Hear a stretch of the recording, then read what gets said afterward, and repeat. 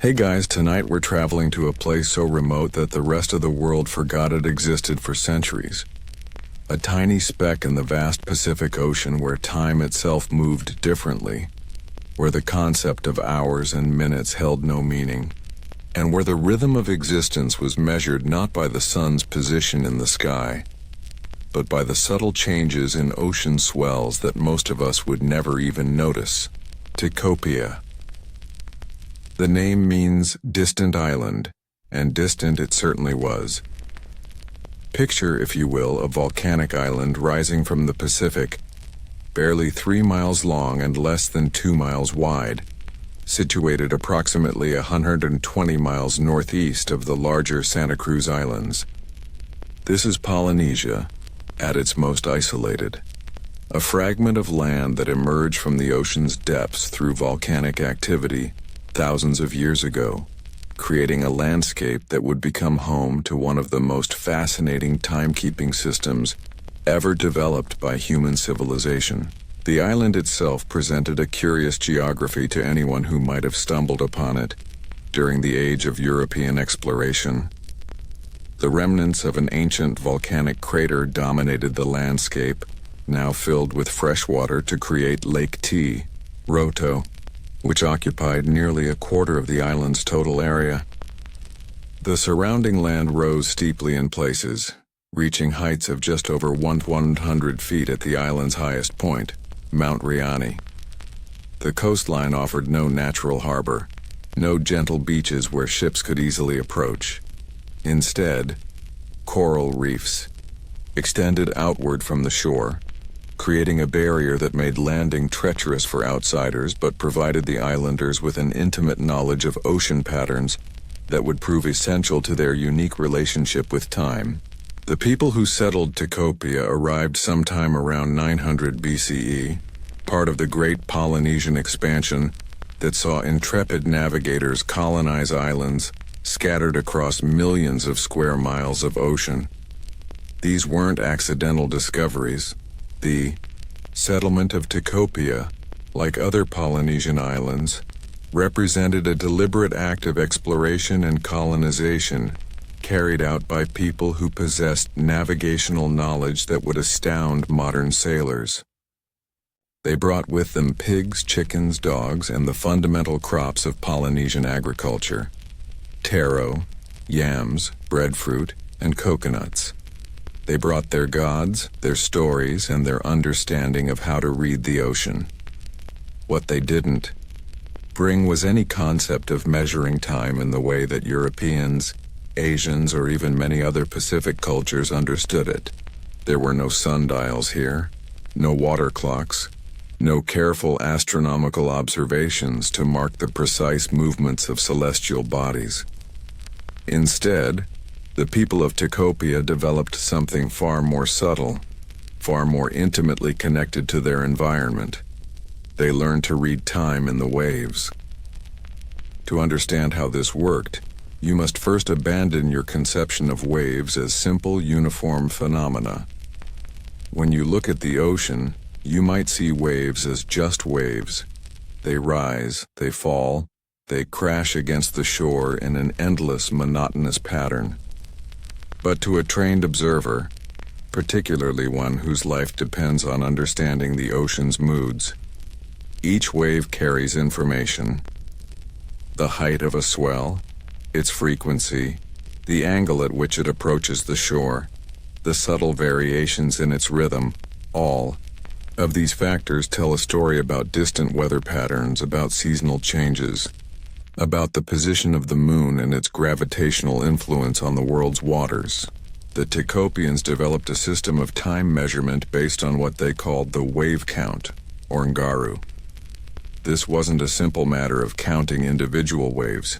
Anyone who has stood on a beach knows that waves arrive in irregular patterns, sometimes in sets, sometimes seemingly random. Instead, the Tikopians identified specific types of wave patterns that occurred with predictable regularity throughout the day and night, patterns influenced by the complex interaction of tides, lunar cycles, and the prevailing winds of the South Pacific. The day, as the Ticopians understood it, was divided not into hours but into wave periods. The morning Agaru began with the first noticeable change in wave patterns after dawn, when the cooling land created subtle shifts in local wind conditions that altered the character of the surf. This transition was so subtle that a European visitor wouldn't have noticed it at all, but to someone raised from childhood to pay attention to these patterns, it was as obvious as the movement of a clock's hand. As the sun climbed higher, other wave periods would announce themselves. The midday Ngaru came when the thermal activity over the island reached its peak, creating updrafts that modified wind patterns and consequently the waves approaching the shore. Late afternoon brought another distinct pattern as the land began to cool relative to the ocean, reversing some of the thermal effects that had dominated earlier in the day. But the most important wave periods came with the tides. Tikopia, like all ocean islands, experienced the twice-daily rise and fall of water levels driven by the moon's gravitational pull. However, the Tikopians didn't simply note high tide and low tide, as we might. They recognized dozens of subtle variations within each tidal cycle, each associated with specific wave characteristics. There was the period just before high tide, when waves began to break differently over the reef as the water depth increased. There was the moment of high tide itself, often marked by a temporary lull in wave activity. The falling tide brought its own sequence of wave changes, each one as distinctive to the trained observer as the chimes of a clock tower would be to a medieval European. The system extended into the night, when most timekeeping methods become useless. Without the sun to guide them, and in an era before reliable artificial lighting, most cultures simply accepted that nighttime was a vague period between sunset and sunrise, perhaps divided into rough sections but never precisely measured. Not so on Tikopia. The night waves told their own story, influenced by the cooling of the island, the changed wind patterns, and the continued inexorable pull of the moon on the ocean's waters. Experienced Tikopians could wake in complete darkness and know, within what we would call half an hour, what time it was simply by walking to the shore and observing the waves for a few minutes. This knowledge wasn't trivial or merely academic. On an island where coordination between families and communities was essential for survival, where fishing expeditions needed to depart at specific times to catch certain species, where agricultural activities were tied to precise seasonal timing. The ability to measure time accurately was quite literally a matter of life and death, and unlike mechanical clocks which could break, or sundials which required clear skies, the waves never stopped. They were always there, always readable to those who knew their language. The most remarkable aspect of this system was how it was taught. European concepts of time are abstract.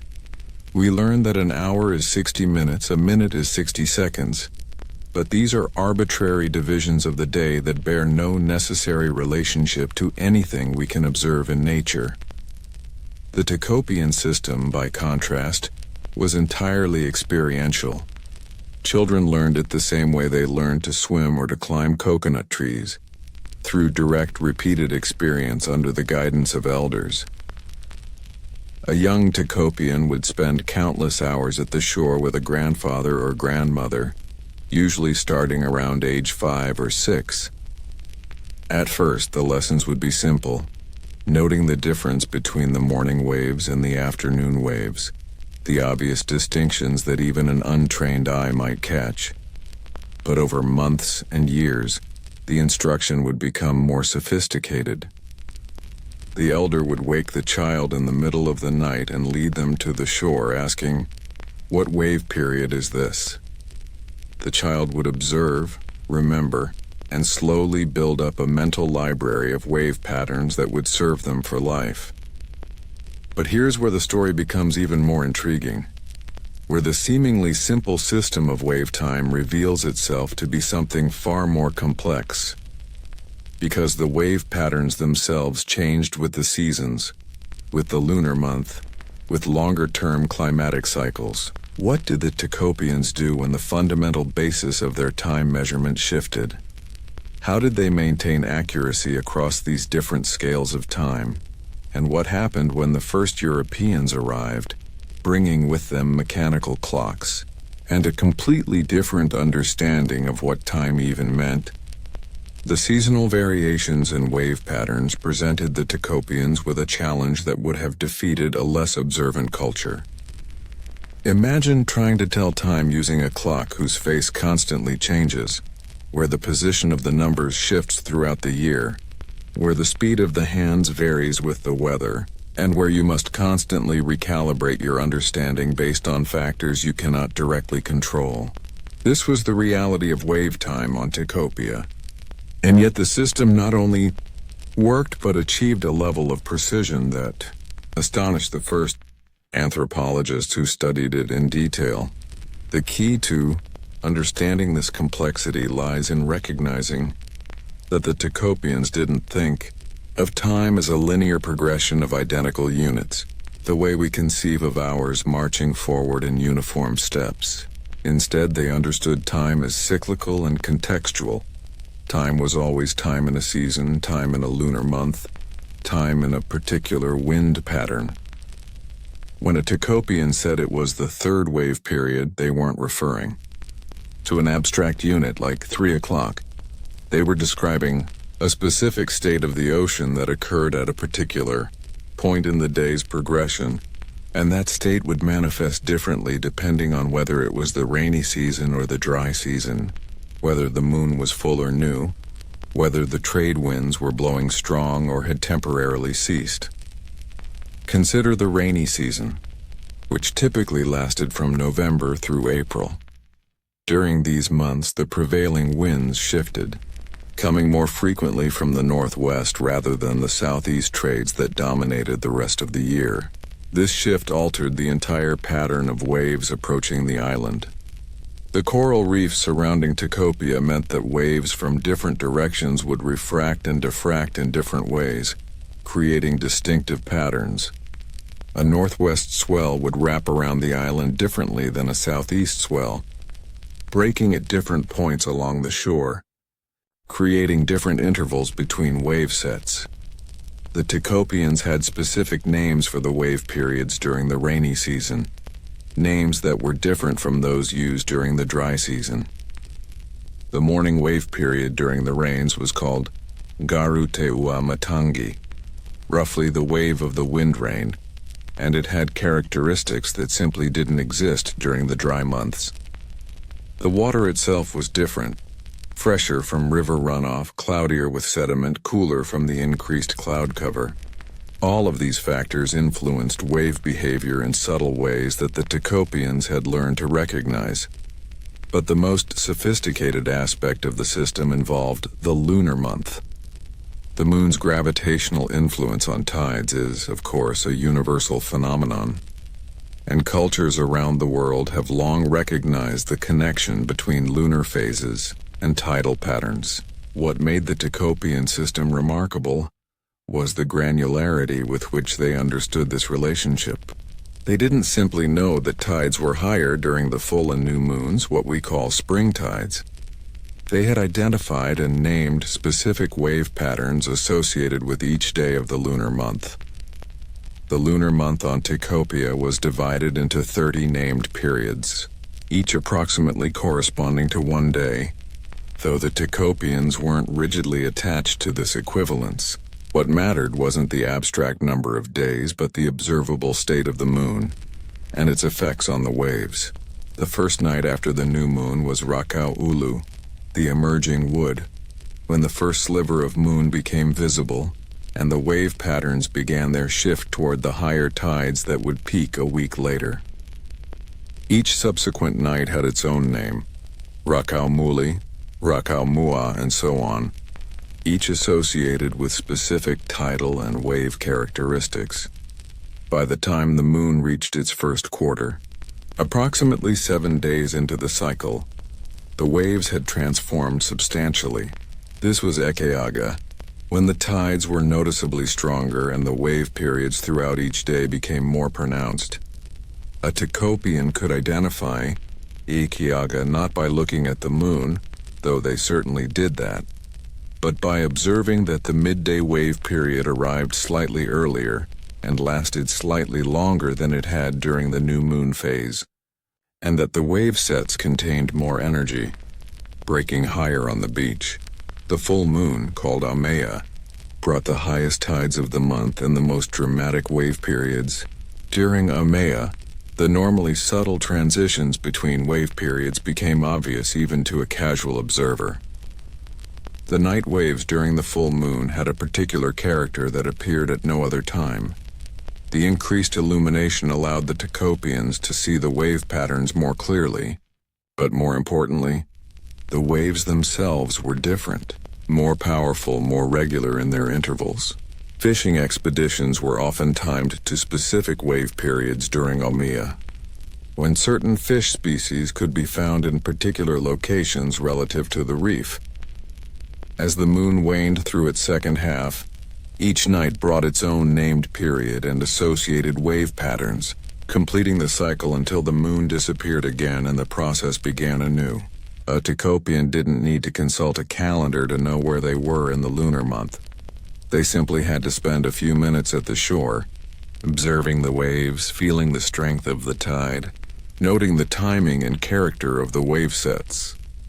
This system created what anthropologists would later call a redundant timekeeping method, though the term doesn't quite capture the elegance of what the Tikopians had developed. At any given moment, multiple overlapping cycles were in operation. The daily wave periods, the tidal cycles, the lunar month, the seasonal patterns, and even longer-term variations related to El Niño events and other climatic oscillations. An experienced Tikopian could cross-reference these different cycles against each other, using discrepancies or alignments between them to achieve remarkable precision. For instance, if someone said, "We will meet at the third wave period on the 5th night after the new moon during the rainy season," another Tikopian would know exactly when that was, not because they had calculated it abstractly, but because they could visualize the specific wave pattern that would occur under those conditions. The redundancy meant that even if conditions were unusual, if, say, an unexpected storm disrupted the normal wave patterns, alternative methods of timekeeping remained available. The social organization required to maintain this system was considerable. While every adult Tikopian could read the basic wave periods, true expertise required decades of observation and practice. Each clan on the island had designated wave keepers, usually elderly individuals who had spent their entire lives studying the ocean. These wave keepers served multiple functions. They were timekeepers, yes, but also weather predictors, fishing advisors, and repositories of environmental knowledge. They could detect subtle shifts in wave patterns that signaled approaching storms days before they arrived. They knew which wave periods were best for launching canoes, for collecting shellfish from the reef, for conducting the ceremonial activities that structured Tikopian society. The wave keepers met regularly in a practice called Tai Tai and Garu, wave discussion, where they would share observations, debate interpretations of unusual wave patterns, and ensure that the community maintained a consistent understanding of the system. These meetings were not casual affairs. They were formal gatherings where knowledge was systematically passed down, where young apprentice wave keepers would be tested on their observations, where the elders would relate wave patterns to historical events, creating a kind of chronology based entirely on oceanographic phenomena. During the 8th night of the dark moon, in the season when the waves come from the east, 3 generations passed. This was how the Tikopians dated events. It sounds imprecise to our ears, but it wasn't. The wave patterns provided reference points as specific as our dates and times. and the system of seasonal names and lunar cycles created a framework for measuring longer periods. Then in 1798, everything changed. Or rather, the first seeds of change were planted, though they would take more than a century to fully germinate. That year, the Spanish ship San Telmo briefly anchored off Tikopia, making it one of the first recorded European contacts with the island. The Spanish didn't stay long. The lack of a good harbor and the fierce independence of the Tikopians discouraged close interaction. But they noted the island's existence on their charts, bringing it to the attention of the wider world. More visitors followed sporadically over the next century. Whalers occasionally stopped for water and fresh provisions.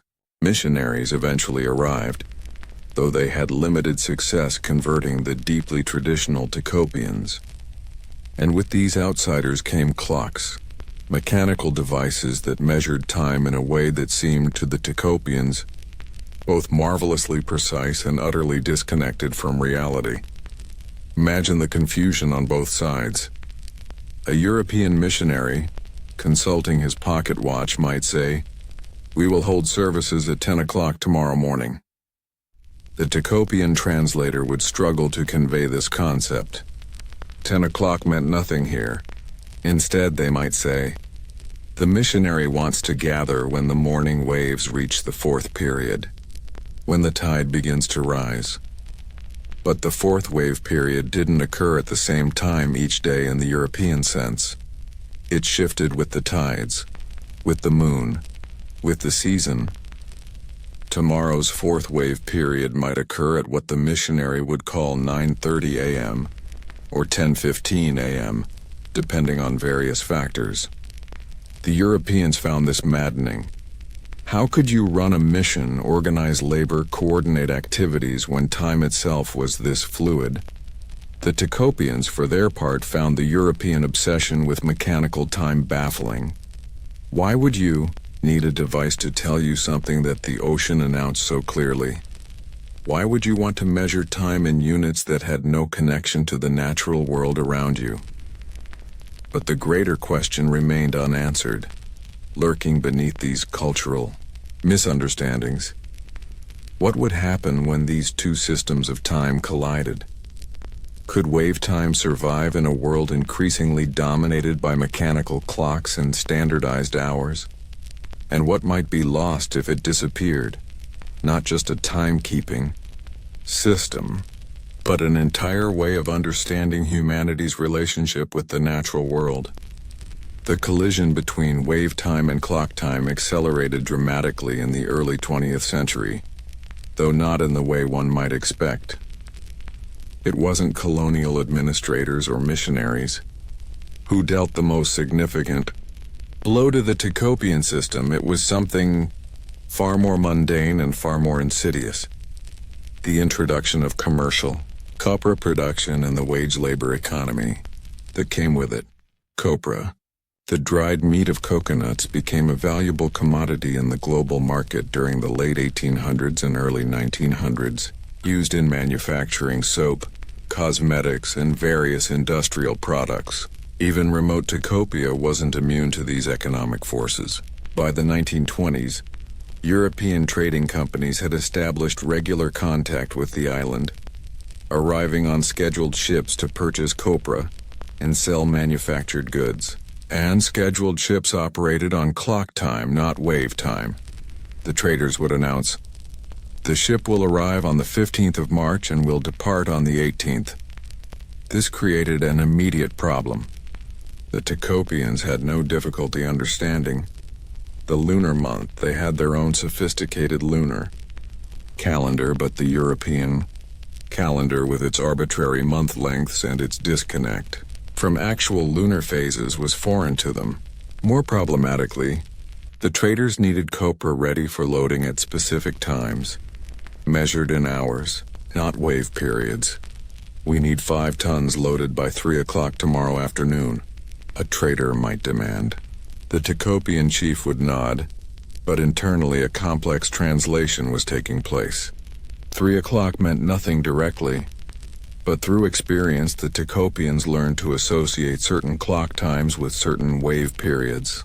3 o'clock in March, during the trade wind season, typically corresponded roughly to the 6th or 7th wave period, when the afternoon tide was approaching its lower point and the waves had settled into their characteristic late-day pattern. But roughly wasn't good enough for commercial operations. The ships couldn't wait for the right wave period. They operated on fixed schedules determined by considerations spanning thousands of miles of ocean. If the copra wasn't ready when the captain said it needed to be ready, there were consequences: reduced prices, angry traders, and eventually, economic marginalization. Some Ticopians adapted by acquiring their own mechanical timepieces. By the 1930s, a handful of pocket watches and alarm clocks had made their way onto the island. Prized possessions that were carefully maintained and consulted for interactions with the outside world. But these devices created their own problems. Mechanical clocks require winding. They can break. They rust in the humid salt air. And most importantly, they require a conceptual framework that was alien to traditional Ticopian thinking. A Ticopian elder named Paraki, interviewed by the anthropologist Raymond Firth in 1928-1929, expressed the dilemma perfectly. The white man's time is always the same, whether the moon is full or dark, whether the winds blow from the east or the west, whether the day is long or short. His time marches forward in the same steps.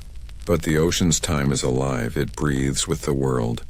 How can a small machine in a box understand what the whole sea knows? Firth's year-long stay on Tikopia provided the most detailed documentation of the wave-time system that we possess. He was initially skeptical, suspecting that the Ticopians were simply using rough approximations rather than genuine precision timekeeping. But after months of careful observation and testing, he became convinced. He would note the time on his watch when a Ticopian announced a particular wave period, then check again the next day when the same period was announced. The European times varied, sometimes substantially, but the wave patterns were indeed consistent. The Ticopians weren't measuring time as Europeans understood it. They were measuring something else entirely, something tied to the actual rhythms of their environment.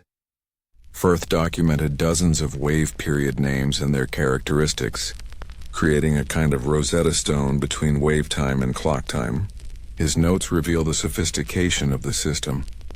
Ngarute Pongi, the night wave of the third period, occurs during the falling tide after midnight, characterized by longer intervals between wave sets and a distinctive hollow sound as the waves break over the partially exposed reef. Duration approximately 45-60 minutes by European reckoning, but variable based on lunar phase and seasonal wind patterns. But even as Firth documented the system, he recognized that he was witnessing a tradition under siege. The younger Ticopians, especially those who had begun working for wages in the copra trade, or who had traveled to other islands where European time was standard, were starting to lose the intimate knowledge of wave patterns that their ancestors had possessed. It wasn't that they couldn't learn. The system was still being taught, but the incentive structure had shifted. Knowing wave time was increasingly irrelevant in a world where economic opportunities depended on understanding clock time. The Second World War brought new pressures.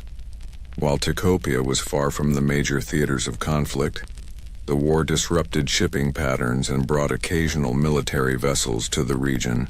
Allied forces operating in the Pacific had no interest in learning about wave periods. They needed coordinates and times that could be standardized across thousands of miles and integrated into military logistics systems. The few Ticopians who served as scouts or guides for these operations learned to translate between systems out of necessity. But the translation was always lossy, always approximate.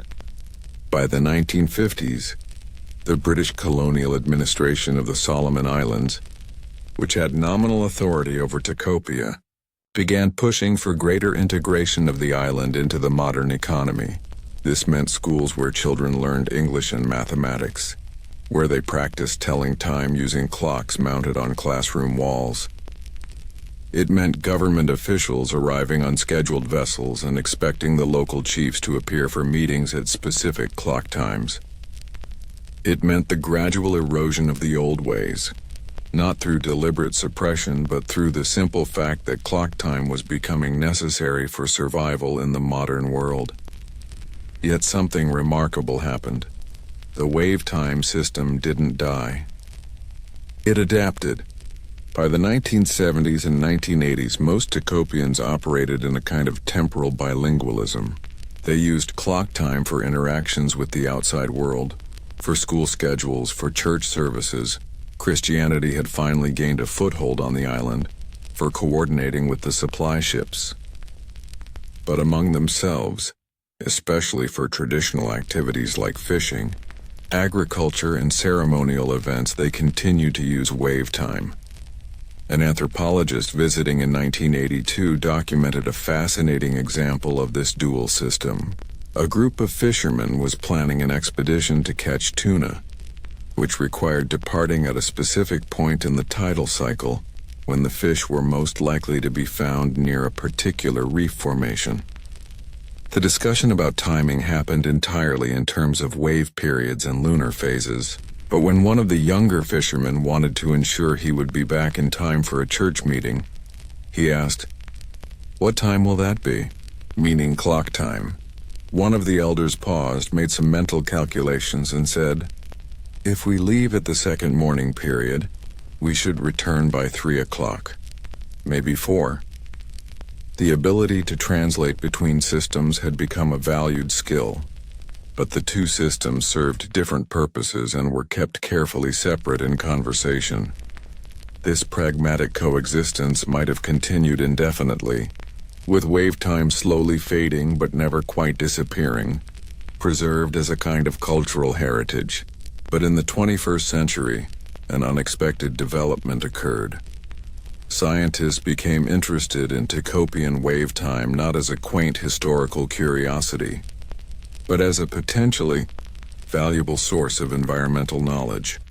Climate.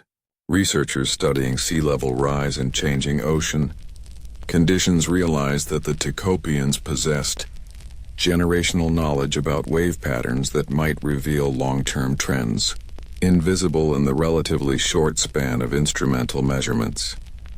If the elders could describe how wave patterns had changed over their lifetimes, and relate those observations to what their grandparents had told them, it might provide a uniquely detailed record of oceanographic change spanning more than a century.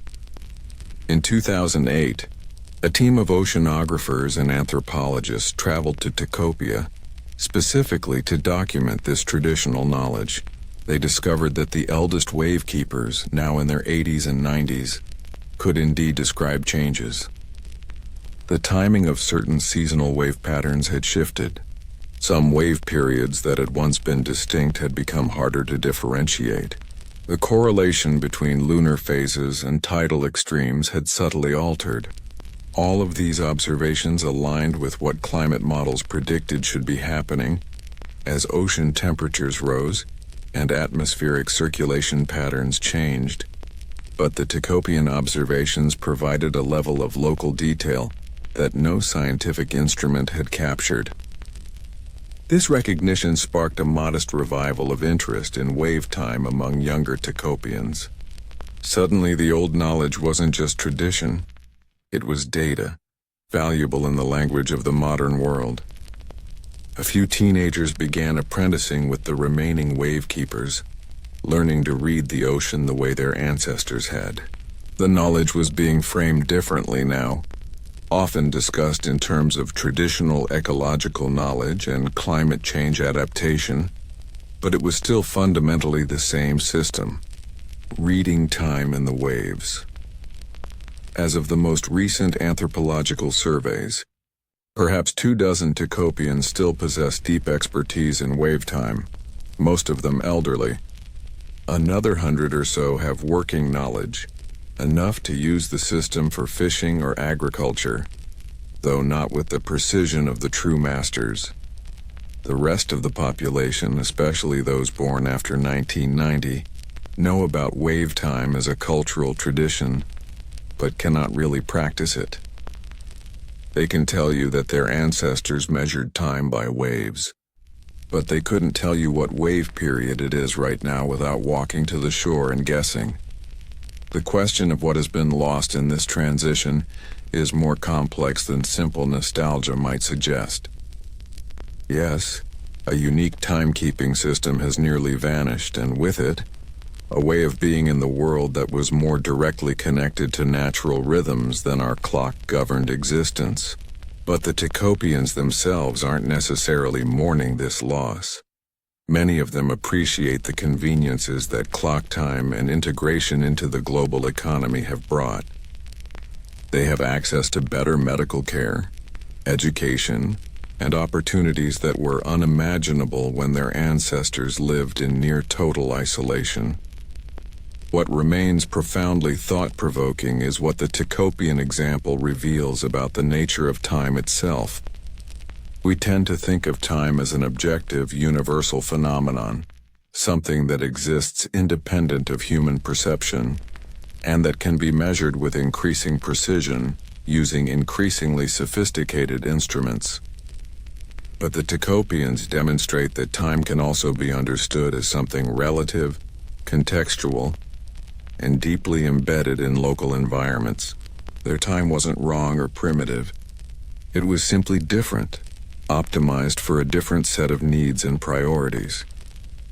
In our modern world, where precise synchronization across vast distances is essential for everything from financial transactions to GPS navigation, the kind of locally grounded environment-specific timekeeping that the Tecopians practice seems hopelessly impractical. And yet, as we face the mounting challenges of environmental change, as we grapple with the consequences of living by abstract clock time that has no connection to ecological realities, perhaps there's something to be learned from a system that measured the day not in arbitrary units but in the actual rhythm of waves against the shore. The last true master of Tecopian wave time, a woman named Nautaramea, died in 2019 at the age of 93. She had spent her entire life on the island and could identify any wave period, day or night in any season, with uncanny accuracy. Her grandchildren knew clock time far better than wave time, and they found good jobs working for the government and in tourism on larger islands. They visit Tecopia occasionally, check their smartphones for the time, and sometimes, if they remember, walk down to the shore and try to recall what their grandmother taught them about reading time in the water. Usually they can't quite remember. The waves are just waves now. Beautiful, certainly, soothing to watch, but no longer speaking in a language they fully understand. And so the story of Tecopian wave time becomes another entry in the long catalog of human knowledge systems that have vanished, or are vanishing. Displaced by the homogenizing force of global modernity, it reminds us that there are many ways to organize experience, many ways to understand something as fundamental as time, and that each loss, however inevitable it might seem, represents an impoverishment of human possibility. The waves still break on Tecopia's shore, following the same patterns they've followed for millennia.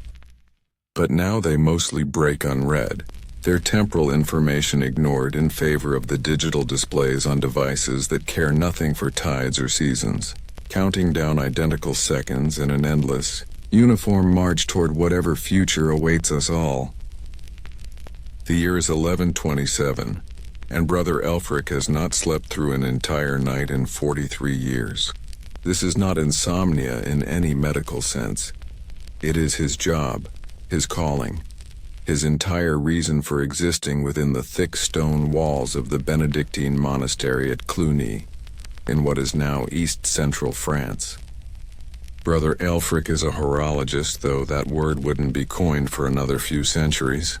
His actual title is Campanarius, the Bellkeeper, and his life revolves around a form of timekeeping so monotonous, so relentlessly repetitive that it has become, paradoxically, one of the most transformative technologies in human history. Every night, without fail, Brother Elfric wakes 8 times. He doesn't use an alarm clock. Those won't be invented for centuries. He doesn't rely on roosters or the position of stars, though he knows both intimately. Instead, he has trained his body over decades of practice to wake at specific intervals throughout the night. When he opens his eyes in his narrow cell, he immediately knows which of the 8 daily offices it is time to announce. He rises, wraps his woolen habit more tightly against the cold — it is always cold in these stone corridors, even in summer — and walks through the darkness to the bell tower. The bells themselves are massive. The largest weighs nearly 2 tons, cast from bronze in a process that required the labor of dozens of men and consumed resources that could have fed a village for months. Smaller bells hang alongside it, each with its own distinct tone, each serving specific purposes in the elaborate acoustic vocabulary of monastic life. Brother Elfric doesn't ring them all, not yet. First, he must ring the small handbell that will wake the other monks, a preliminary announcement that the larger bells will soon sound. Then he climbs the narrow spiral staircase to the bell chamber, where the ropes hang waiting in the darkness. The sequence he rings is not arbitrary. For matins, the first office of the monastic day occurring sometime between midnight and 3 a.m., depending on the season, he rings a specific pattern: 3 sets of 3 tolls, followed by a longer, continuous ringing. Every monk in the monastery knows this pattern as intimately as they know their own names. It means wake, dress, proceed to the chapel for the night office. The sound carries not just through the monastery but across the surrounding countryside, where peasants in their beds hear it and think briefly about their souls before returning to sleep. The monks have no such luxury. To understand why anyone would organize life this way requires understanding the peculiar nature of medieval Christian monasticism, particularly as it developed under the rule of Saint Benedict, written around 530 CE. Benedict's rule divided the day and night into 8 canonical hours, times when the monastic community would gather for prayer, psalm singing, and scripture reading. These weren't hours in our modern sense of 60-minute blocks. They were offices, designated times for specific religious duties. The schedule was relentless. Matins in the middle of the night, lauds at dawn, prime in the early morning, terce at mid-morning, sext at midday, none in the afternoon, vespers in the evening, and compline before bed. And then it all started again. But here's where it becomes interesting from a historical perspective. These offices needed to occur at the correct times, and in an age before mechanical clocks, determining the correct time was extraordinarily difficult. The Romans had divided day and night into 12 hours each, but these were temporal hours that varied in length depending on the season. A daytime hour in summer was much longer than a daytime hour in winter. This system was useless for the kind of precision the monastic schedule required. The monks needed something more reliable, more regular, more independent of seasonal variation. They needed, in other words, to invent equal hours, the kind we use today, where an hour is always the same length regardless of season or latitude. And the tool they used to create and measure these equal hours was the bell, combined with an almost unbelievable degree of human dedication and training. Brother Elfric learned his trade from Brother Columban, who learned it from Brother Wulfstan, who learned it from an unbroken chain of bellkeepers stretching back to the monastery's founding. The training took years. First, a young novice with potential would be assigned to shadow the current bellkeeper, watching him perform his duties, learning the different bell patterns, understanding the relationship between the time of sunset, the length of the night, and when each office should occur. Gradually, the novice would begin to develop what the monks called discretio horarum, the discretion or judgment of hours. This discretion was not mystical, though it probably seemed so to outsiders. It was based on careful observation and calculation. The monks used water clocks, clepsydra, to measure intervals during the night when celestial observation was impossible. These devices were remarkably sophisticated for their time, consisting of carefully calibrated vessels that would empty or fill at known rates. By checking the water level periodically, the bellkeeper could determine how much time had passed since sunset and when the next office should be rung. But water clocks were unreliable. The rate of water flow changed with temperature, water flowing more slowly in winter than summer. The vessels could crack or leak. Evaporation in summer could throw off calculations. So the bellkeepers developed backup methods. They learned to judge time by their own bodily rhythms, by the position of particular stars when visible, by the quality of darkness, the deep black of midnight versus the faint pre-dawn grayness. They learned to sense time itself, developing an internal precision that bordered on the supernatural. Records from Cluny Abbey suggest that experienced bellkeepers could wake themselves at the correct time, with an accuracy of within 15 minutes. Night after night, year after year, this is difficult for modern people to comprehend, living as we do in a world saturated with clocks and time signals. But consider what it means: a human being, using only internal biological processes and learned skill, could measure the passage of nighttime hours with better accuracy than most mechanical devices available before the 14th century. The consequences of this seemingly simple practice, ringing bells at regular intervals, were profound and far-reaching.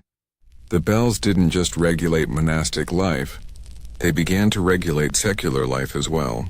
Monasteries were often the largest and most permanent institutions in medieval Europe, and their bells were by far the loudest sounds most people ever heard. A large monastery bell could be heard for miles, carrying across farmland and forests, reaching villages and manor houses, creating acoustic landmarks in the daily experience of thousands of people. Peasants working in fields would hear the bells and know what time it was, not in terms of abstract hours, but in terms of meaningful divisions of the day. The bell for sext meant it was roughly midday, time to pause for a meal. The bell for vespers meant the working day was ending, time to return home. The bell for compline meant darkness was falling, time to secure livestock and prepare for night. The bells imposed order on what had previously been a much more fluid, much less standardized experience of time. But the monasteries themselves were laboratories of temporal precision, and the pressure to improve that precision was constant. If the bellkeeper made an error and rang an office too early or too late, it disrupted the entire community's schedule. Prayers had to be said at the proper times. This was not mere preference but theological necessity. The Opus Dei, the work of God, had to be performed correctly, and correct performance meant correct timing. This pressure drove innovation. By the 11th and 12th centuries, monasteries across Europe were competing in a sense to develop better timekeeping methods. They shared techniques through correspondence and through the movement of monks from one house to another. A particularly skilled bellkeeper might be invited to teach his methods at other monasteries. Treatises began to circulate describing optimal water clock designs, methods for calculating the varying length of night across the seasons, techniques for training the body to wake at specific intervals. At Cluny, which was among the largest and most influential monasteries in medieval Europe, the bellkeeping operation was especially sophisticated. By the early 12th century, the monastery employed not one but 3 bellkeepers working in rotation, ensuring that someone with expertise was always responsible for marking the hours. They maintained multiple water clocks as backups for each other. They kept detailed records of when each office had been rung, noting discrepancies and investigating their causes. They developed mathematical tables showing the relationship between the date, the time of sunset, and when each nighttime office should occur. Brother Elfric, on this particular night in 1127, consults one such table by candlelight before ascending to ring the bells for lauds. It is late October, and the nights are growing longer. According to the table, calculated by the monastery's mathematician monks earlier in the year, lauds should occur approximately 8 hours after sunset. Sunset yesterday was at what we would call roughly 5:15 p.m. 8 hours later would be 1:15 a.m. But the monks don't think in these terms. They don't have a.m. and p.m., and their hours aren't numbered the way ours are.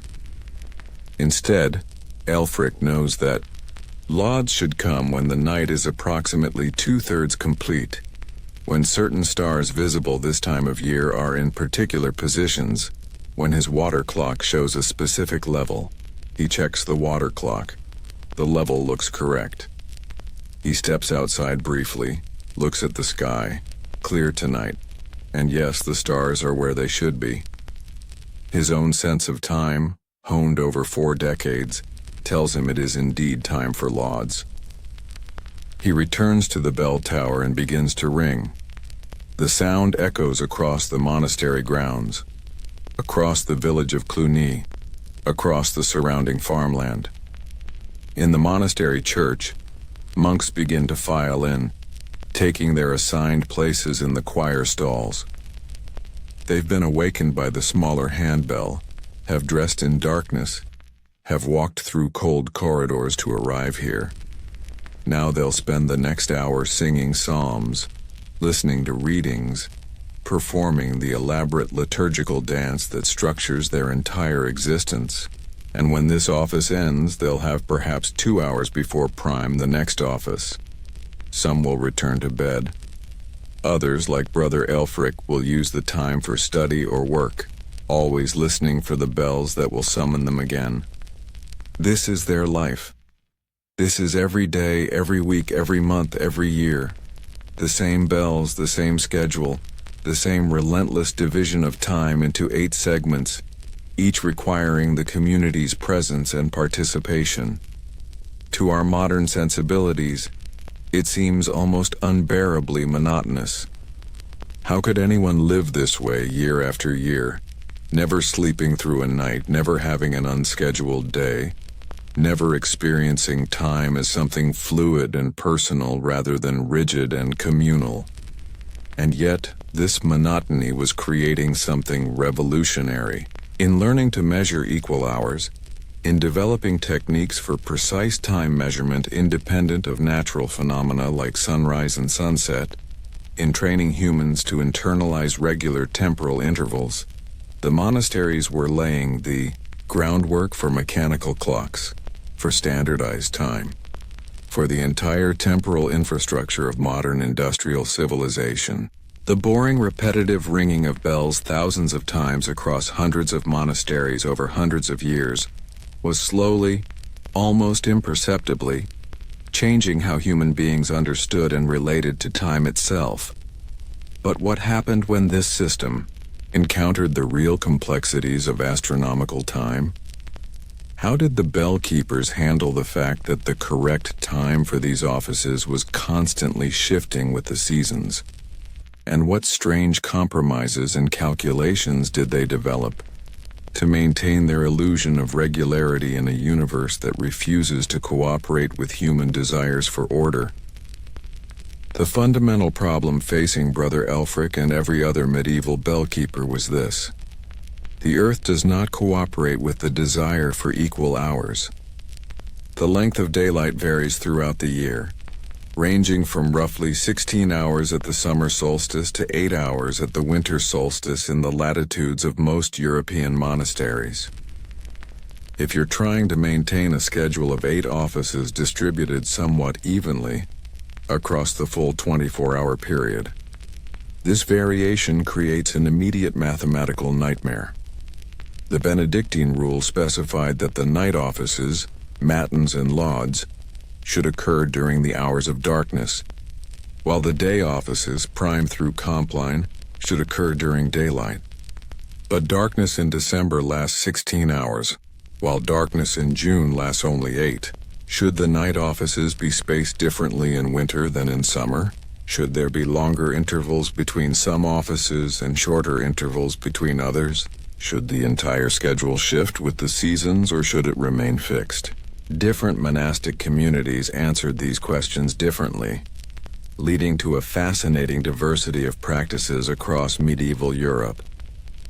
At some monasteries, particularly smaller, less sophisticated houses, the solution was pragmatic flexibility. The bellkeeper would ring the offices approximately at the right times, judging by circumstance and season, without worrying excessively about precision. This worked well enough for communities primarily concerned with ensuring that the proper prayers were said at roughly appropriate times. But at major monasteries like Cluny, Citeaux, and later the great Cistercian houses, such imprecision was theologically unacceptable. These communities aspired to a kind of temporal perfection, believing that the regularity and precision of their schedule reflected divine order. For them, the problem of seasonal variation demanded sophisticated solutions, and the development of these solutions would inadvertently push medieval Europe toward the concept of equal hours. The key innovation came through a practice called the monastic hour. Instead of accepting the Roman system of 12 variable length hours of daylight and 12 of darkness, some monasteries began dividing the full 24-hour period into 24 equal segments. This required a conceptual leap that seems simple in retrospect but was revolutionary at the time. Abandoning the natural phenomenon of sunrise and sunset as the primary markers of time, and instead using an abstract, mathematically regular system. Brother Elfric worked at a monastery that had adopted this system, which meant his calculations were both more complex and more precise than those of bellkeepers at less progressive houses. Each evening after Compline, he would consult the monastery's astronomical tables to determine the exact time of sunset. He would then calculate when each of the nighttime offices should occur by dividing the hours of darkness into equal segments and adding them to the sunset time. For the daytime offices, he would do similar calculations based on sunrise. Let's walk through a specific example from Aelfric's records, which were meticulously kept and have partially survived to the present day. On the winter solstice of 1127, sunset at Cluny occurred at approximately 4:47 p.m. by modern reckoning.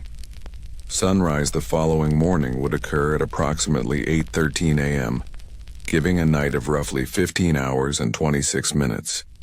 Aelfric needed to fit 2 offices, matins and lauds, into this period of darkness, while also allowing the monks enough time after lauds to prepare for prime, which had to occur shortly after sunrise. His solution, based on tables developed by the monastery's astronomers, was to ring matins at approximately 12:30 a.m., about 7 hours and 43 minutes after sunset, and lauds at approximately 6 a.m., about 2 hours before sunrise. This spacing wasn't arbitrary. It was calculated to allow for the length of each office itself, the time needed for monks to walk from their dormitory to the church, and the requirement that lauds conclude near enough to dawn that prime could follow naturally, at first light. To achieve this, precision without mechanical clocks required Aelfric to use a sophisticated water clock system. The Cluny water clocks were among the finest in Europe, consisting of carefully calibrated bronze vessels with controlled outflow holes. But even the best water clock changed its rate of flow with temperature, and medieval Europe before the Little Ice Age still experienced significant seasonal temperature variation. Water flowed more slowly on cold winter nights than on warm summer nights, throwing off the timing if not compensated for. The bellkeepers developed correction factors based on seasonal temperature observations. They knew, for instance, that in the depths of winter, their water clock would run approximately 12% slower than in summer due to the increased viscosity of cold water. Ælfric would check the water level, apply the appropriate seasonal correction in his head, often aided by reference tables, and determine how much time had actually elapsed since sunset. It was mathematics performed in darkness by candlelight, by men who had often received minimal formal education, but who had been trained through years of apprenticeship to perform these calculations accurately. The system was far from perfect. Cloud cover made astronomical observations impossible, forcing bellkeepers to rely entirely on water clocks whose accuracy they couldn't verify. Extreme cold could cause water clocks to freeze entirely, rendering them useless until they could be brought indoors and thawed. Equipment failures were common. Bronze vessels developed leaks. Outflow holes became clogged with mineral deposits. The careful calibration could be thrown off by a clumsy novice who bumped the apparatus while cleaning. When errors occurred, the consequences rippled through the entire monastic day. If matins was rung too early, the monks would lose valuable sleep and arrive at prime already exhausted. If it was rung too late, the sequence of offices would be compressed, leaving insufficient time for each one to be performed properly. The bellkeeper bore tremendous responsibility, and mistakes were taken seriously.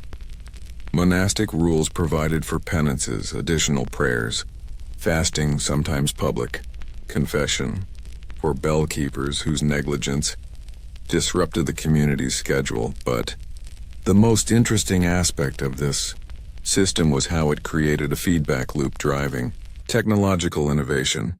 The more precisely monasteries tried to keep time, the more they revealed the inadequacies of existing timekeeping methods. This, in turn, spurred the development of better methods. Water clocks became more sophisticated. Astronomical observation techniques improved. Mathematical tables became more detailed and accurate. And most significantly, people began to imagine mechanical solutions to what had previously been solved through human vigilance and skill. The first mechanical clocks appeared in European monasteries in the late 13th century, roughly 150 years after Brother Ælfric's time. These weren't the elaborate astronomical clocks that would later appear in cathedrals and town squares. They were simple devices, often called alarm clocks, though they bore little resemblance to what we mean by that term today. Their purpose was singular: to ring a bell at predetermined intervals, relieving the bellkeeper of the need to maintain constant vigilance. The earliest surviving description of such a device comes from a manuscript dated 1271, describing a mechanism installed at the Benedictine monastery of Dunstable in England. The device used a falling weight to drive a gear train that would, at fixed intervals, release a hammer to strike a bell. It couldn't tell time in the sense of indicating what hour it was. It simply marked equal intervals. But this was exactly what the monasteries needed. The bellkeeper could set the device at sunset, and it would automatically ring the appropriate number of times through the night, marking the offices without requiring human intervention. These early mechanical clocks were astonishingly unreliable by modern standards. They might gain or lose an hour per day, requiring constant adjustment and supervision. They broke down frequently, their gears jamming or their weight cords snapping. For decades, perhaps centuries, they served more as backups to human bellkeepers rather than replacements. The bellkeeper would still wake, check the water clock and the stars, and verify that the mechanical clock had rung at approximately the right time. If it hadn't, he would ring the bells manually, then spend the daylight hours trying to repair or recalibrate the mechanical device. But the very existence of these mechanical clocks represented a conceptual breakthrough. They embodied in physical form the idea that time could be measured by a regular, mechanical process independent of human judgment or natural phenomena. They were the first machines designed explicitly to create equal hours, not to approximate them, not to estimate them based on the sun's position or the stars, but to divide the day into genuinely equal segments regardless of season or weather. The monasteries became, in effect, the first time factories, producing standardized temporal units for their own consumption. And because bells are loud and because monasteries were so widely distributed across the European landscape, these standardized temporal units began to leak out into the broader society. Town clocks, when they eventually appeared in the 14th and 15th centuries, were almost always maintained by men who had learned their craft in monasteries or had been trained by former monks. The techniques, the mathematical tables, the practical knowledge of gears and escapements, all of this had been developed in the service of religious timekeeping. Brother Elfric never saw a mechanical clock, but he was part of the tradition that made them possible. His nightly vigils, his careful calculations, his endless attention to the relationship between astronomical phenomena and the ringing of bells. This was the groundwork. Every time he climbed the tower stairs in darkness, every time he checked his water clock and compensated for temperature, every time he rang the pattern for matins or lauds or any of the other offices, he was participating in a vast, distributed project that would eventually transform human civilization's relationship with time. The irony is that this transformation occurred through the most boring, repetitive, monotonous work imaginable. Ringing bells. 8 times a day, every day for an entire lifetime. Thousands of bell keepers across hundreds of monasteries for hundreds of years. The same calculations performed over and over. The same walk up the tower stairs. The same patterns rung on the same bells. Nothing dramatic, nothing obviously world-changing, just an endless grinding repetition in service of maintaining a schedule. Yet within this monotony lay a revolution. The insistence on regularity, on precision, on time as something that could be measured and divided and controlled.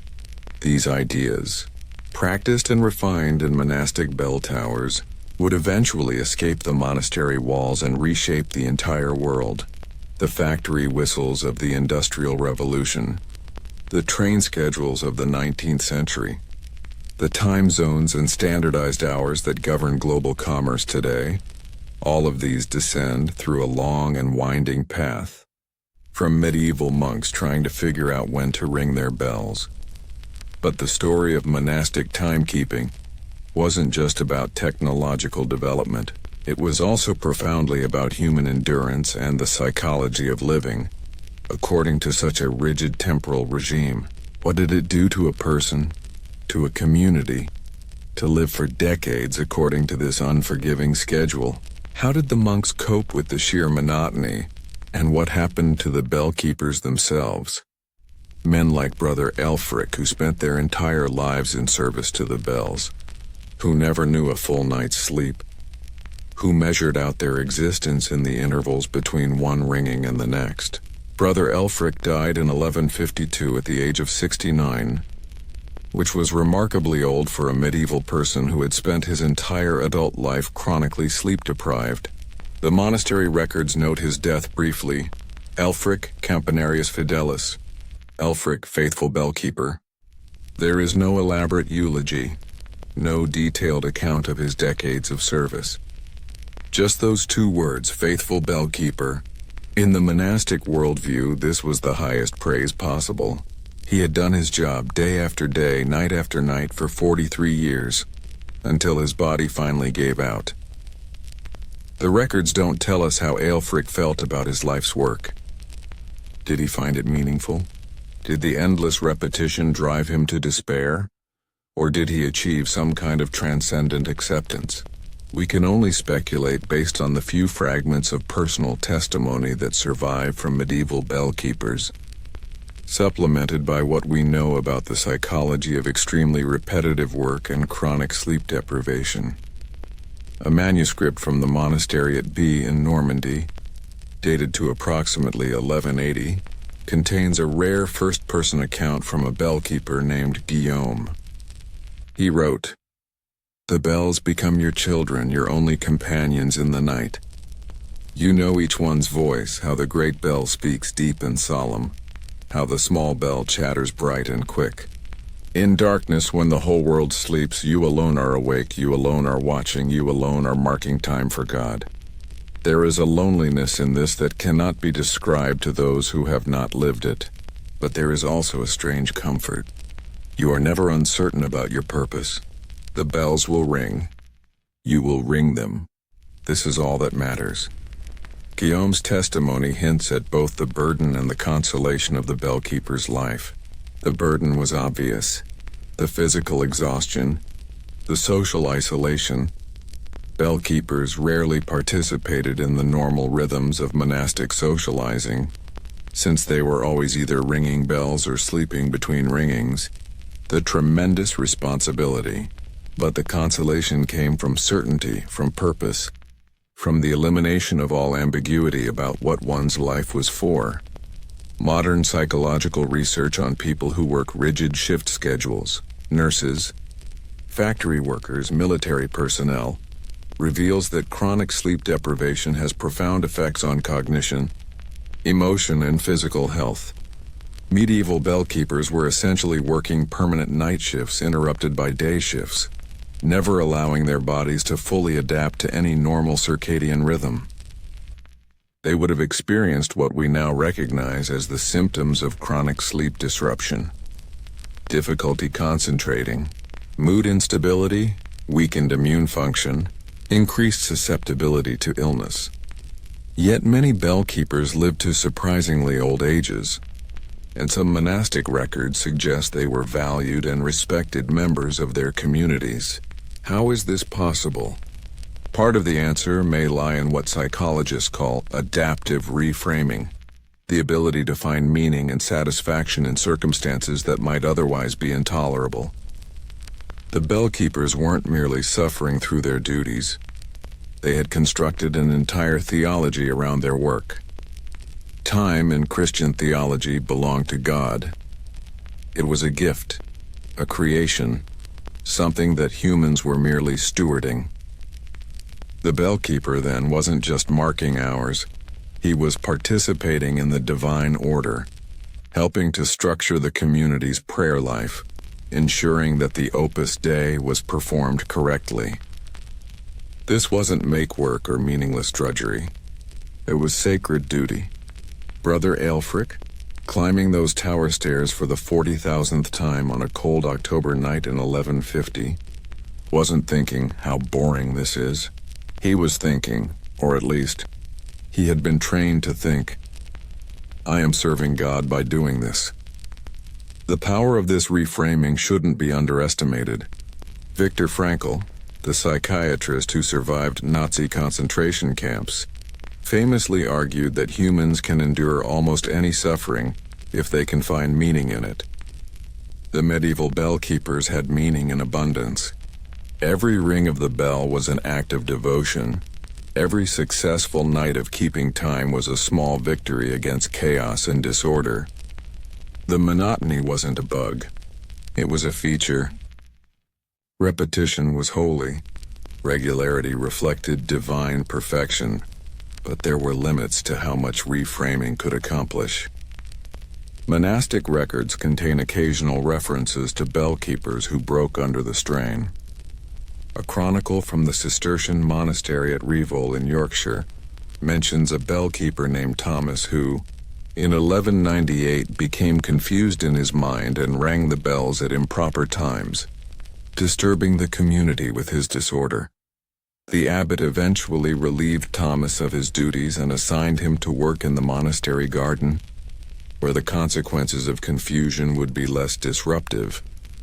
We don't know what exactly happened to Thomas, whether he was experiencing what we might now diagnose as a psychotic break, dementia, or simply extreme exhaustion, But his case suggests that not everyone could withstand the peculiar stresses of the bellkeeper's life.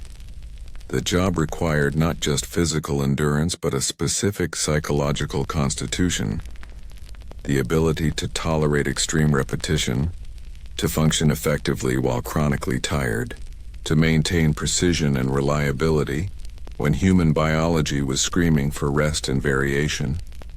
The selection and training of bellkeepers reflected this reality. Monasteries didn't randomly assign the job. They looked for novices who demonstrated particular qualities: patience, reliability, a certain stolid temperament that could handle monotony without complaint. The training period, often 5 years or more, served as much to test psychological endurance as to teach technical skills. If a novice showed signs of struggling with the routine, he would be redirected to other monastic work before too much had been invested in his training. Those who succeeded often developed distinctive personality traits. Several medieval sources describe bellkeepers as unusually taciturn, speaking little even during the periods when monastic rules permitted conversation. They were often described as solitary, preferring their own company even during communal meals or recreation periods. Whether these traits were prerequisites for the job or consequences of it is impossible to say. Probably both. The work attracted certain personality types and then reinforced those tendencies over decades. But the most fascinating aspect of the bellkeeper's psychology was the relationship they developed with time itself. For most people, even today, time is something external, something that happens to us. We check clocks to see what time it is. The bellkeepers, by contrast, became time, or at least they became its keepers and arbiters. They didn't check to see what time it was. They decided what time it was, then announced their decision to everyone within earshot of their bells. This must have created a peculiar sense of power, mixed with burden. Brother Elfric, waking in darkness, checking his water clock and the stars, making his calculations, in that moment, he was determining reality for his entire community. If he decided it was time for matins, then it was time for matins. If he decided it wasn't yet time, then everyone would continue sleeping. He was fallible, certainly he could make mistakes. The water clock could mislead him, but there was no higher authority to appeal to, no way to verify his judgment except through other observations that were themselves uncertain. Some bellkeepers seemed to revel in this responsibility. A letter from the abbot of Citeaux to the abbot of Clairvaux, dated 1147, complains about a bellkeeper who had become too proud in his office, boasting of his ability to wake precisely when needed and scorning those who relied upon mechanical devices. The letter recommends that this particular bellkeeper be assigned additional penances to humble him and reminded that his abilities were gifts from God, not personal achievements to be proud of. Others seemed oppressed by the weight of responsibility. A confession manual from the 13th century, designed to help monks examine their consciences, includes specific questions for bellkeepers. Have you rung the bells at improper times through negligence? Have you allowed yourself to sleep when you should have been vigilant? Have you used imprecise methods when more accurate ones were available? The very existence of these questions suggests that bellkeepers frequently felt guilty about their performance, worried that they weren't meeting the exacting standards their position demanded. By the 14th century, the introduction of increasingly reliable mechanical clocks began to change the bellkeeper's role fundamentally. At many monasteries, the bellkeeper became less of a timekeeper and more of a clockkeeper, someone who maintained the mechanical device that actually marked the hours. This was still skilled, important work, but it was different. The bellkeeper was no longer the source of temporal authority. He was merely the maintainer of a machine that had assumed that authority. Some bellkeepers welcomed this change. The introduction of mechanical clocks meant they could finally sleep through the night, at least on most nights. The machine would ring the bells automatically, and the bell keeper's role shifted to daytime maintenance, winding the clock's weights, adjusting its mechanisms, repairing malfunctions. This was still monotonous work, but it no longer required the same kind of grinding sleep deprivation. Others resented the machines, seeing them as usurpers. A chronicle from a German monastery records that when a mechanical clock was installed in 1352, the elderly bellkeeper who had held the position for 40 years refused to maintain it, insisting on continuing to ring the bells manually until his death 2 years later. After he died, the monks discovered that he had been subtly sabotaging the mechanical clock, adjusting it incorrectly so that it would seem unreliable, thereby justifying his continued manual ringing. This resistance to mechanization, though ultimately futile, reflected something profound about the bellkeeper's identity. For men like Brother Elfric, who had spent their entire adult lives in service to the bells, the work wasn't just a job, it was who they were. To be replaced by a machine was to lose one's purpose, one's place in the cosmic order. The machine might ring the bells more reliably, might never get tired or make calculation errors, but it couldn't pray while it worked. It couldn't find meaning in the repetition. It was just a device, indifferent to the sacred nature of what it was doing. The final irony of the bellkeeper's story is that their very success in developing precise timekeeping methods made their own role obsolete. The techniques they refined, the mathematical tables they developed, the understanding of equal hours they helped create. All of this knowledge was eventually encoded into mechanical devices that eliminated the need for human vigilance. The bellkeepers had, in effect, worked themselves out of a job, though the process took centuries and none of them could have foreseen it. By 1500, most major monasteries in Europe had mechanical clocks, though human bellkeepers remained necessary for maintenance and for ringing bells on special occasions when more elaborate patterns were required than the simple mechanical devices could produce. By 1600, the role of bellkeeper as practiced by Brother Elfric had essentially vanished. Bells still rang in monasteries, but they were rung by machines or by monks assigned to pull the ropes as an occasional duty, not as a lifetime calling requiring specialized training and constant vigilance. Today, when we check the time on our smartphones or glance at digital clocks that are accurate to within milliseconds, synchronized across the entire globe by atomic clocks and satellite signals, it's almost impossible to recapture the world that Brother Elfric inhabited. A world where time was uncertain, where determining the hour required skill and judgment, where someone had to stay awake through the night to ensure that the community would wake at the right moment.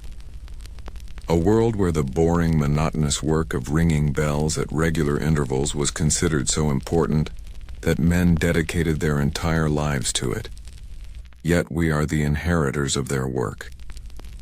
The equal hours we take for granted, the expectation that time should be measured precisely and uniformly regardless of season or location, the entire temporal infrastructure of modern life.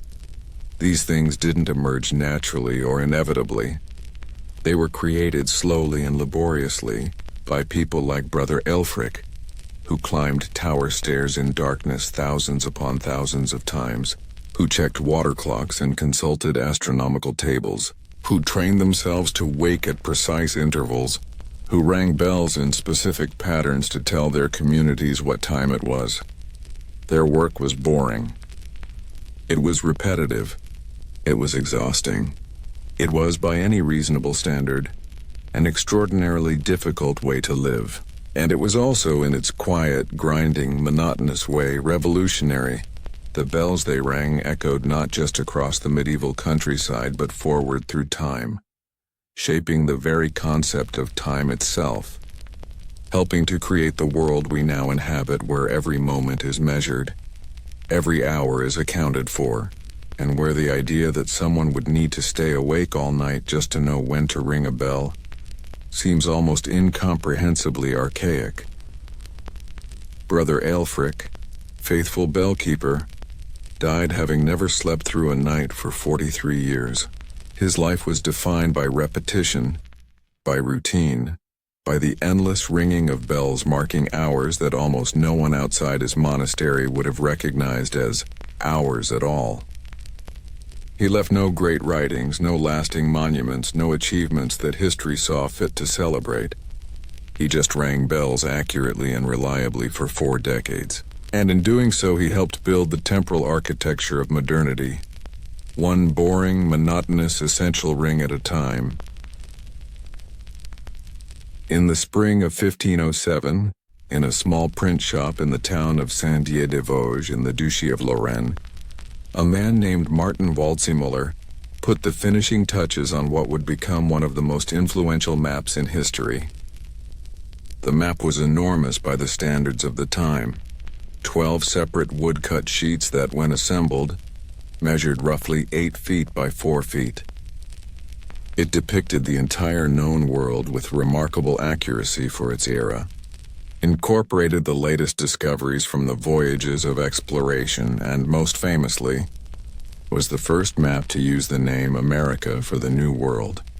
Copies of this map would spread across Europe, influencing generations of cartographers and helping to shape European understanding of global geography. But here's what makes this story interesting for our purposes. When Waldseemüller created this map, he knew that most people who saw it would not be able to read it properly, not because they were illiterate, though many were, but because maps in the early 16th century were made using projection systems, coordinate grids, and symbolic conventions that required specialized knowledge to interpret correctly. Waldseemüller was creating a document that looked authoritative and precise, that seemed to convey concrete information about the world, but that was actually quite mysterious to the vast majority of people who encountered it. This wasn't unique to Waldseemüller. Throughout the history of cartography, particularly during the medieval and early modern periods, mapmakers created documents that were, for most of their contemporary audience, essentially unreadable. They were beautiful, certainly. They were impressive displays of craftsmanship and learning. But as practical guides to navigation or geographic understanding, they were useless to anyone who hadn't been trained in the specific conventions and mathematical principles underlying their construction. To understand why this was the case, we need to step back and consider the fundamental problem that all mapmakers face. How do you represent the curved surface of a sphere on a flat piece of paper or parchment? This is not a trivial problem. It's mathematically impossible to do it perfectly. Any flat representation of a sphere must distort something, whether it's shapes, distances, areas, or directions. The history of cartography is, in many ways, the history of different solutions to this problem, each with its own set of compromises and distortions. The ancient Greeks understood this problem. Ptolemy, writing in the 2nd century CE, described several different projection methods in his geography, each with different mathematical properties and different patterns of distortion. But Ptolemy's work was lost to Western Europe during the early Middle Ages, not being rediscovered and translated until the 15th century. During the intervening millennium, European cartographers had to reinvent, often imperfectly, solutions to problems that the Greeks had already solved 1,000 years earlier. Medieval world maps, known as Mappae Mundi, generally didn't even try to solve the projection problem in any mathematically rigorous way. The most famous example, the Hereford Mappa Mundi created around 1300, is essentially a theological diagram masquerading as a map. Jerusalem sits at the center, because it was the spiritual center of the Christian world. East is at the top, because that's where paradise was believed to be located. The map is circular because medieval scholars believed the habitable world formed a disk surrounded by ocean.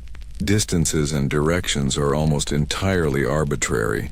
Cities are placed based on their religious importance rather than their actual geographic locations. Could anyone use the Hereford Mappa Mundi to actually navigate from one place to another? Absolutely not. Could they even use it to understand the relative positions of different locations? Only in the most general sense. The map was never intended to be read as a practical geographic document. It was meant to be read as a representation of divine order, a diagram of salvation history, a visual encyclopedia of the world's wonders and monsters and sacred sites. To read it correctly required understanding its symbolic and theological language, not its geographic accuracy. But even as these theological maps were being created, other kinds of maps were emerging that did attempt geographic accuracy, and these maps introduced their own forms of unreadability. Portolan charts, which appeared in the Mediterranean region around 1300, were the first European maps designed specifically for navigation. They depicted coastlines with remarkable accuracy, included rhumb lines showing compass bearings between ports, and provided sailors with practical information about distances and directions. Yet Portolan charts were also deeply mysterious documents to anyone not trained in their use. The rhumb lines that covered the surface of these charts radiating from compass roses at various points on the map created a dense web of intersecting lines that could make the actual coastlines difficult to discern. The charts used no standard scale and no systematic projection. They were based on the accumulated observations of countless sailors, stitched together empirically rather than calculated mathematically. To read a Portolan chart required understanding how to use compass bearings, how to estimate distances traveled at sea, how to account for currents and winds, and how to interpret the often idiosyncratic symbols and abbreviations that individual chart makers used. A fascinating example comes from a Portolan chart, created by Angelino del Ser in 1339. The chart itself is beautiful, drawn on vellum with colored inks, decorated with flags and city symbols covered with the characteristic web of rhumb lines. But when modern scholars first studied this chart in detail, they discovered something puzzling. Many of the place names were written in code. Dulcert had apparently developed his own system of abbreviations and symbolic notations that would have been comprehensible to other professional navigators of his era, but that required decades of scholarly work to fully decipher. Why would a chart maker create a map that was deliberately difficult to read? The answer lies in the economic and political realities of medieval and Renaissance cartography. Accurate geographic information was valuable, literally valuable, worth money and power.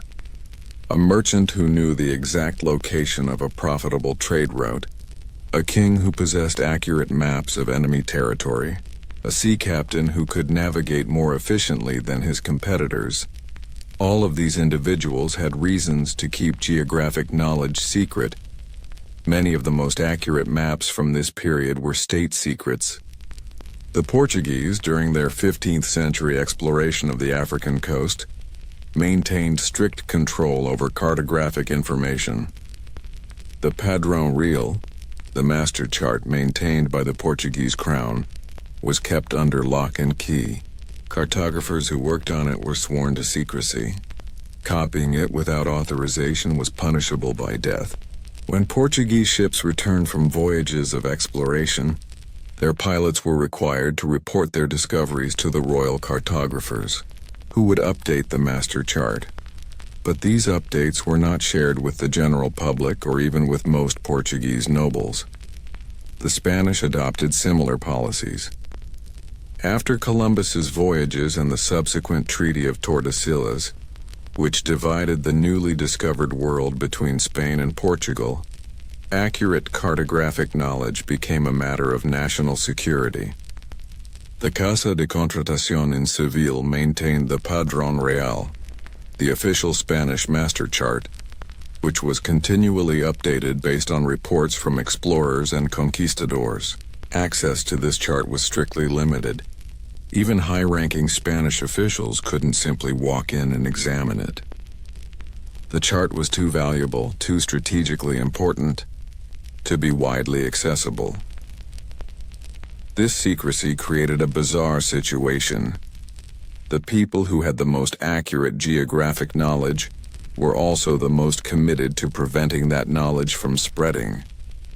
Meanwhile, the maps that were publicly available, the ones that were printed and sold, the ones that hung in wealthy merchants' houses or in university libraries, were often deliberately inaccurate or out of date. They might look authoritative, might be beautifully illustrated and decorated with impressive scientific apparatus like latitude and longitude lines, but they didn't reflect the best available geographic knowledge because that knowledge was being hoarded by various political and commercial entities. Martin Waldseemüller's 1507 map existed in this strange middle ground. It was publicly printed. Roughly 1,000 copies were made, though only one complete copy survives today. It incorporated some recent discoveries, including information from Amerigo Vespucci's voyages that led Waldseemüller to conclude that the lands Columbus had reached were not Asia, but a separate continent, which he named America in Vespucci's honor. But the map also contained huge blank areas and speculative geography, because Waldseemüller simply didn't have access to the most accurate and up-to-date information that existed in the secret charts of Spain and Portugal. Even setting aside issues of deliberate secrecy and incomplete information, Waldseemüller's map was difficult to read because it required understanding several layers of cartographic convention. The map used a modified version of Ptolemy's second projection, which means it depicted lines of latitude as straight parallel lines and lines of longitude as curved lines converging at the poles. This created systematic distortions that would not be obvious to a casual viewer. A straight line on this map did not represent the shortest distance between 2 points. That would require understanding great circle routes, a concept that wouldn't be widely grasped for centuries. The scale varied across the map, meaning that a distance measured near the equator represented a different actual distance than the same measurement made near the poles. The map was also covered with text, Latin inscriptions providing additional information about various regions, describing resources, populations, political situations, but this text was often vague or outdated, based on classical sources or travelers' tales rather than systematic observation. Reading the map required not just understanding Latin, but understanding which Latin sources Waldseemüller was drawing from, what assumptions those sources contained, and how reliable they were likely to be. In the margins of the map, Waldseemüller included various diagrams, a coordinate system, astronomical information, drawings of the different climatic zones of the Earth according to classical theory. These looked scientific and impressive, but they required substantial education to actually understand.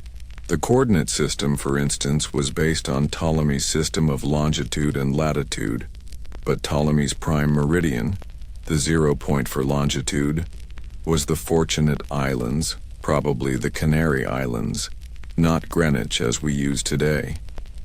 The astronomical information assumed understanding of geocentric cosmology and the theory of celestial spheres. The climatic zones reflected ancient Greek ideas about what parts of the Earth were habitable, ideas that were already being challenged by the discoveries of equatorial civilizations in Africa and tropical civilizations in the Americas. So who could actually read Waldseemüller's map in any meaningful sense? A small elite of educated individuals, university scholars trained in classical geography, experienced navigators familiar with projection systems, Wealthy merchants, with access to the latest geographic information and the education to interpret it. For everyone else, the map was essentially a beautiful puzzle, an impressive display of learning that conveyed a sense of authority and completeness without actually being comprehensible. This wasn't seen as a problem at the time. Maps weren't expected to be universally readable. They were specialized documents created by and for a small group of experts.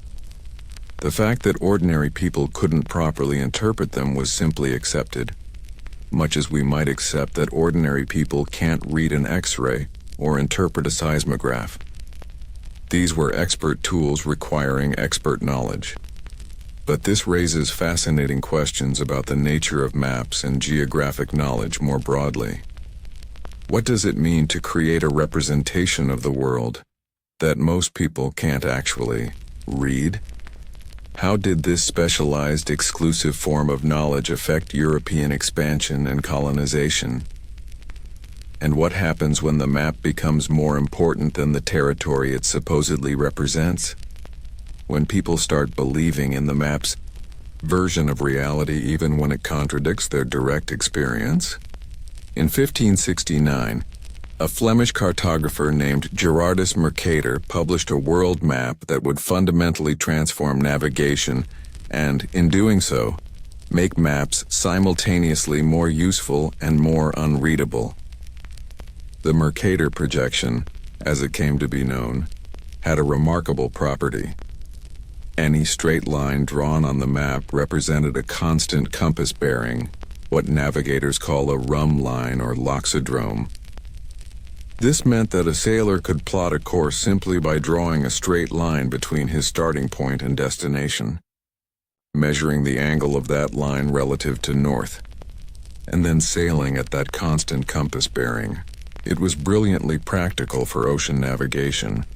It was also mathematically sophisticated in ways that made it almost completely incomprehensible to laypeople. The Mercator projection progressively distorts sizes as you move away from the equator, eventually stretching things to infinite size at the poles, which is why Mercator's map, and most maps using his projection sense, simply cut off before reaching the poles. Greenland appears roughly the same size as Africa on a Mercator map, even though Africa is actually about 14 times larger. Alaska looks bigger than Mexico, though Mexico is actually larger. The distortions are systematic and calculable, but they're also profoundly misleading if you don't understand the mathematical principles underlying the projection. Mercator himself understood these distortions perfectly. He was a mathematician as well as a cartographer, and he had deliberately chosen to distort areas in order to preserve the property that made the map useful for navigation. He included extensive written explanations of his projection method in the margins of his map, describing in technical Latin how he had calculated the progressive stretching of latitude intervals toward the poles. But these explanations assumed a level of mathematical sophistication that virtually no one in 1569 possessed except for a handful of university mathematicians and astronomers. The result was a map that was immensely practical for navigation, but that gave its users a fundamentally distorted view of global geography. Sailors loved it because it made course plotting simple, but it also reinforced European perceptions that high-latitude regions, particularly those in the northern hemisphere where European powers were located, were much larger and more important than equatorial and southern regions. Whether this was Mercator's intention is unclear, but the effect was undeniable. The map became a tool not just for navigation but for imperial imagination, helping Europeans visualize the world in ways that placed their own territories at the center and exaggerated their size. What makes this particularly interesting is that Mercator's projection wasn't the only option available. Other mathematicians had developed different projections with different properties. The sinusoidal projection, for instance, preserved areas accurately, but made navigation more complicated. The stereographic projection was useful for certain astronomical calculations, but terrible for depicting the whole world. Each projection was a solution to a different problem, emphasizing different properties while sacrificing others.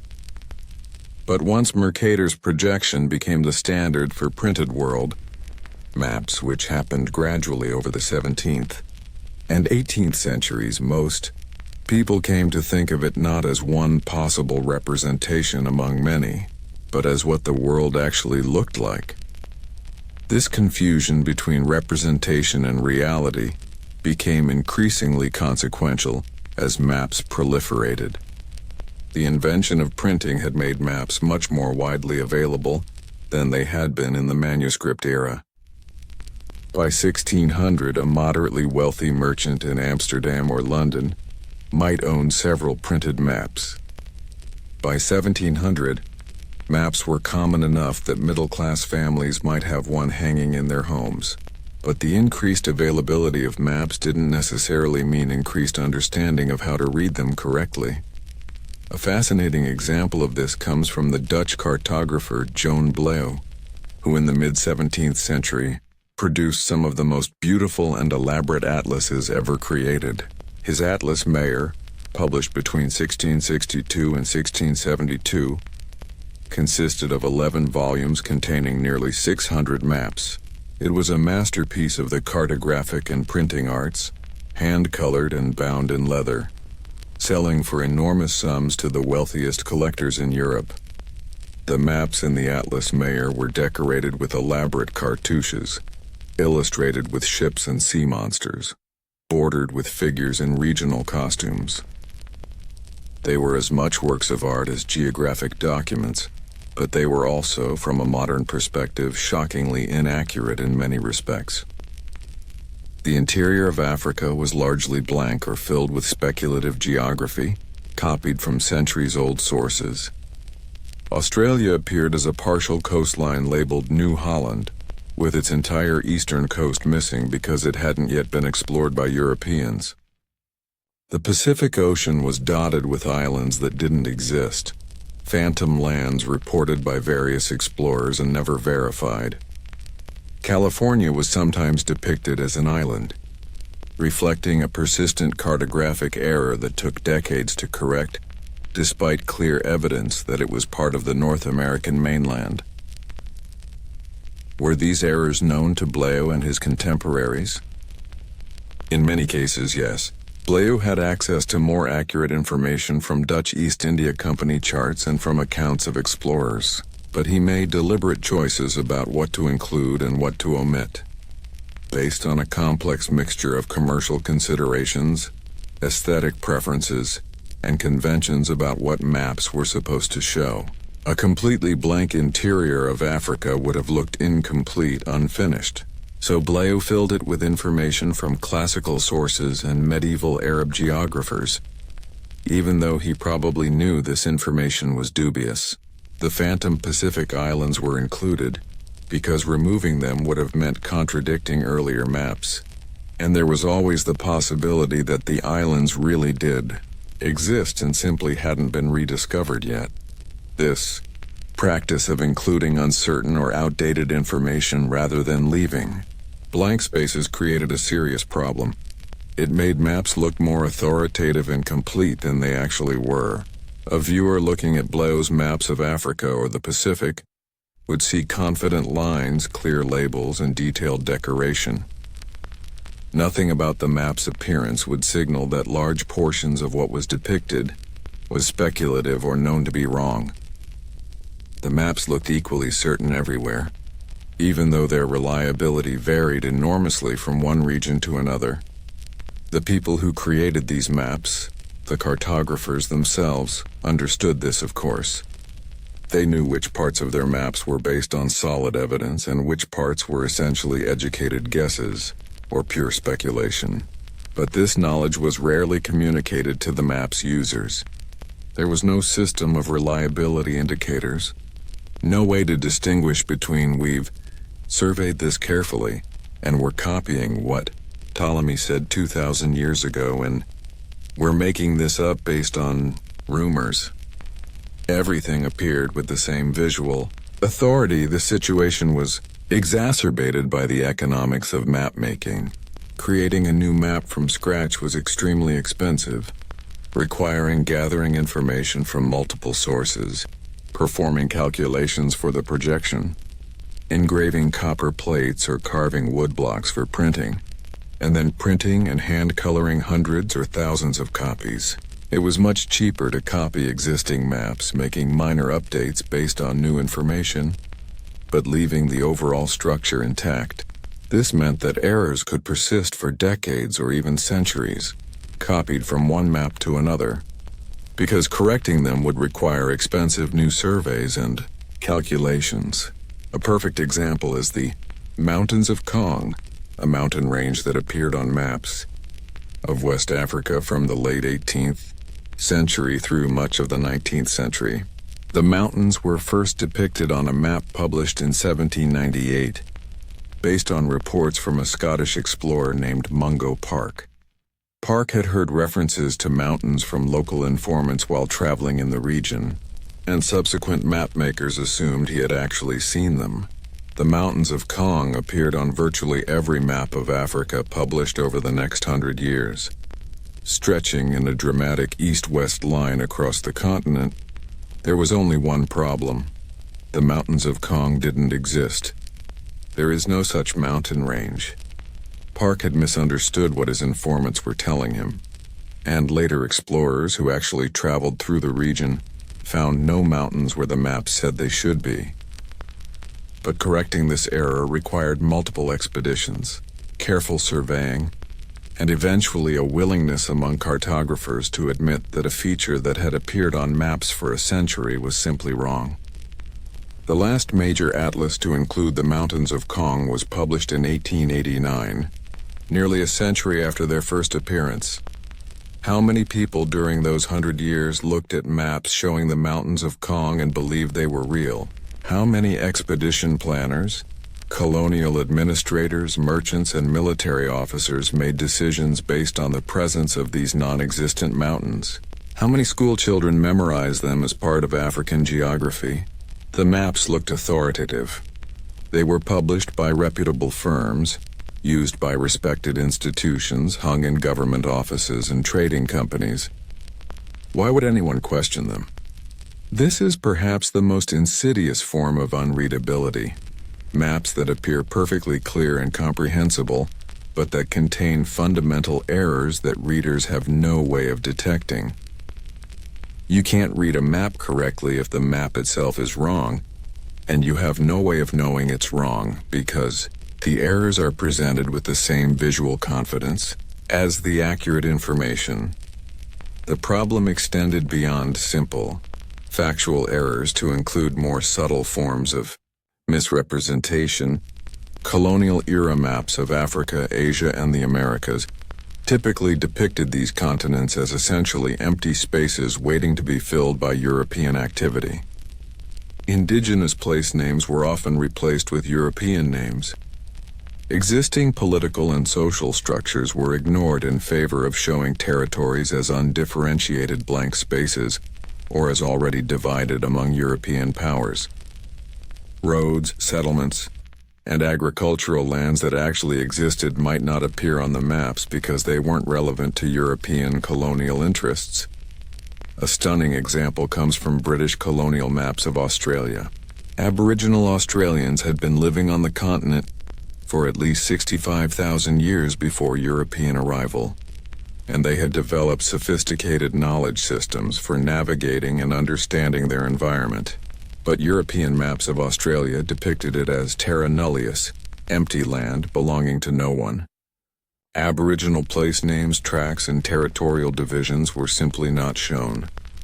The maps weren't depicting geographic reality. They were depicting a legal fiction that justified British colonization. Could Aboriginal Australians read British maps of their own country? Not in most cases. The maps were written in English, used European cartographic conventions, and showed a landscape organized according to British administrative and property systems that had no relationship to Aboriginal ways of understanding space and territory. More fundamentally, the maps depicted a different reality, one in which Aboriginal people and their relationship to the land simply didn't exist. You cannot read yourself on a map that has erased you. This gets at something profound about the unreadability of maps. It's not just that maps are technically complex documents requiring specialized knowledge to interpret. It's that maps embody particular worldviews, particular ways of organizing and understanding space. And these worldviews can be fundamentally incompatible with other ways of knowing. A medieval mappa mundi was unreadable to someone who wanted practical navigation information because it was designed to convey theological rather than geographic information. A Mercator projection map is unreadable in the sense that it presents a systematically distorted view of the world that appears accurate if you don't understand the mathematics behind it. A colonial map is unreadable to indigenous people because it depicts a version of reality that excludes their existence and knowledge. The forgotten cartographers of our title, the ones who drew maps no one could read, weren't incompetent or deliberately obscure. They were solving difficult technical problems, working with incomplete information and operating within particular cultural and economic contexts that shaped what their maps could and couldn't show. But in doing so, they created documents that were far more mysterious, far more ambiguous, far more open to misinterpretation than they appeared to be. And this brings us to perhaps the most interesting question. What happened when people who couldn't properly read maps nevertheless relied on them? When sailors navigated using maps they didn't fully understand? When colonial administrators made policy decisions based on maps that bore little relationship to the territories they supposedly depicted? When ordinary people formed their understanding of world geography from maps that were beautiful, authoritative-looking, and fundamentally misleading? In 1804, an expedition led by Meriwether Lewis and William Clark set out from St. Louis to explore the western territories of North America, recently acquired by the United States in the Louisiana Purchase. President Thomas Jefferson had provided them with the best maps available, compiled from French, Spanish, and British sources, supplemented with information from fur traders and indigenous informants.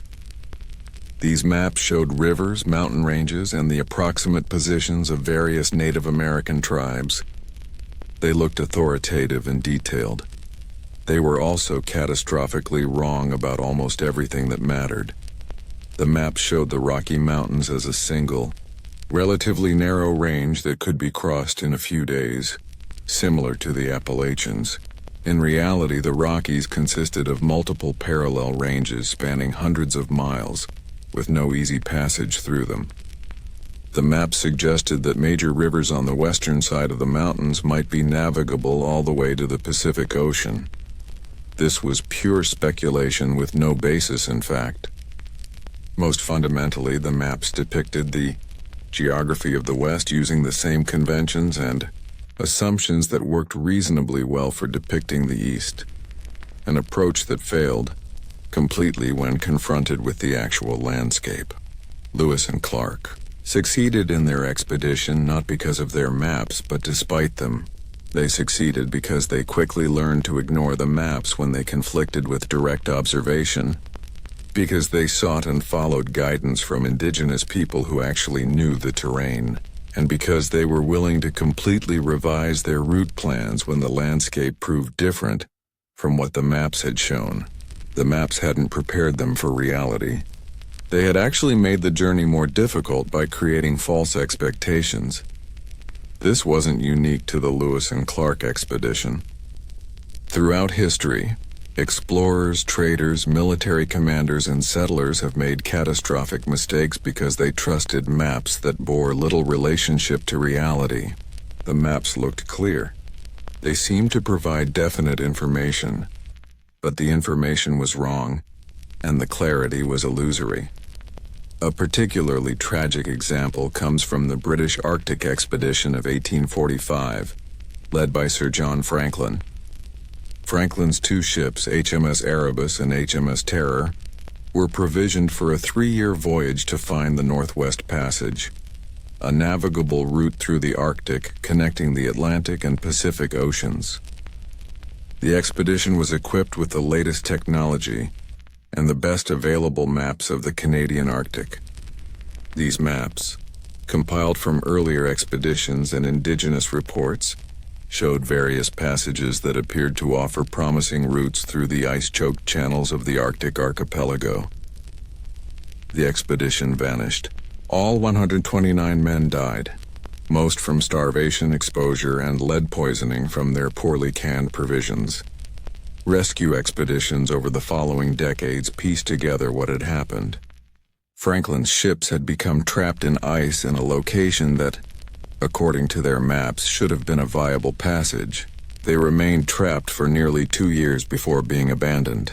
The men attempted to walk south to safety, but they were in territory their maps hadn't accurately depicted, following what they thought was a route to salvation, but was actually leading them further into desolation.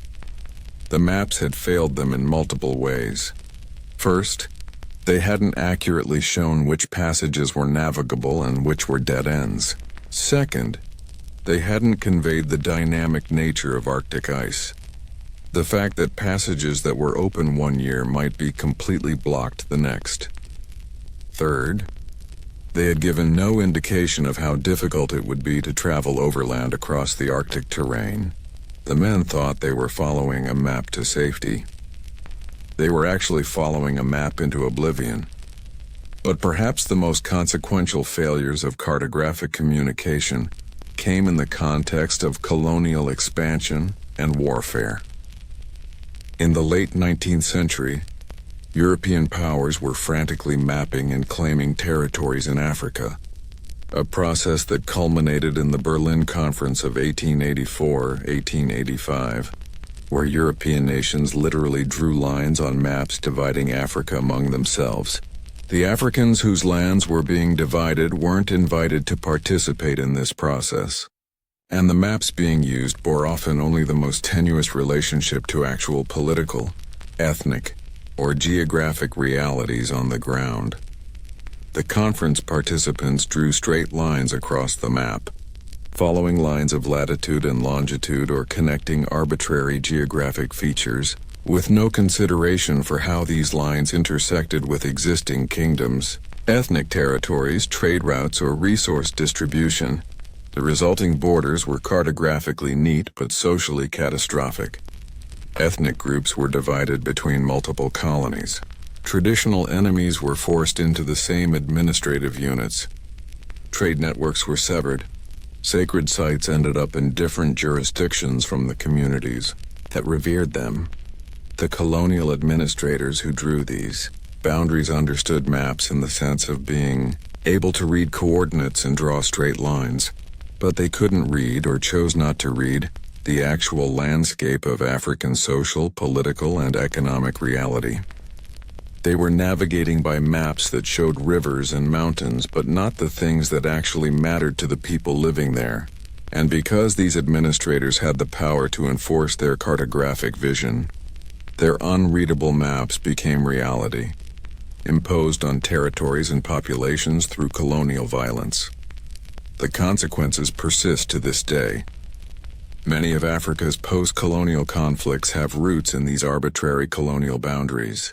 The straight lines on the Berlin Conference maps, drawn by men who had never visited the places they were dividing, and based on maps that showed geographic features but not human realities, created political units that had no internal coherence, no natural basis for common governance, no reason to exist except that some Europeans had drawn them on a map in 1885. This represents perhaps the ultimate failure of cartographic communication. Maps that are not just difficult to read but that actively obscure reality while claiming to represent it. Maps that are then used to reshape reality to match their distorted representations. The map makers in Berlin could read their maps perfectly well in a technical sense. They knew how to use latitude and longitude, how to measure distances using the map's scale. how to identify geographic features, but they couldn't read the actual meaning of what they were doing. Couldn't see or chose not to see the gap between their clean lines and the messy reality those lines were carving through. The 20th century brought new technologies: aerial photography, satellite imaging, GPS, digital mapping, that dramatically improved the accuracy of maps. A modern topographic map or satellite image can show geographic features with extraordinary precision.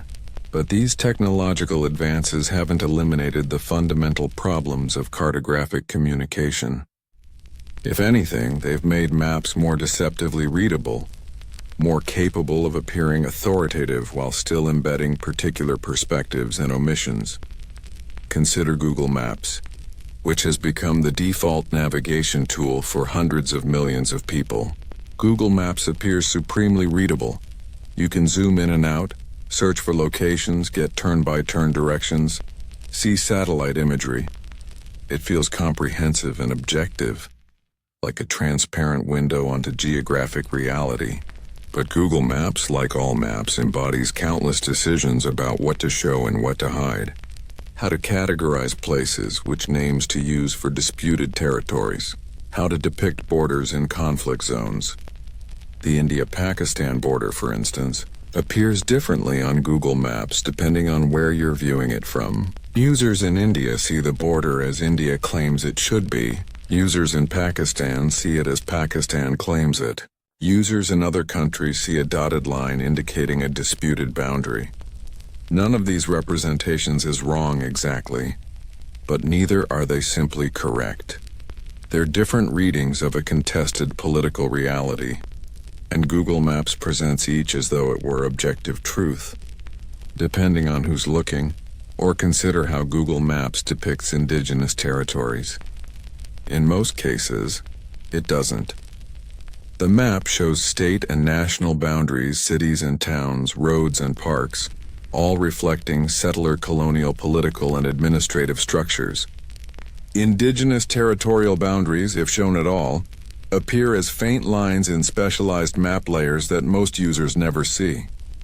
For indigenous people trying to navigate their own territories, Google Maps often depicts a geography that doesn't match their knowledge or legal rights, showing public lands where they see traditional territories, showing empty spaces where they know there are sacred sites that shouldn't be publicly marked. The map looks readable, clean, clear, comprehensive. But it's readable only if you accept its embedded assumptions about what space is, who has the authority to name and bound territories, which boundaries matter, and which don't. If your understanding of space doesn't align with these assumptions, the map becomes unreadable again. Not because it's technically complex, but because it's depicting a reality that doesn't match yours. The forgotten cartographers who drew maps no one could read weren't, in the end, primarily forgotten because their technical methods became obsolete. Many of their projection systems and mathematical techniques are still in use. They're forgotten because we've stopped recognizing maps as interpretive documents created by particular people, with particular perspectives for particular purposes.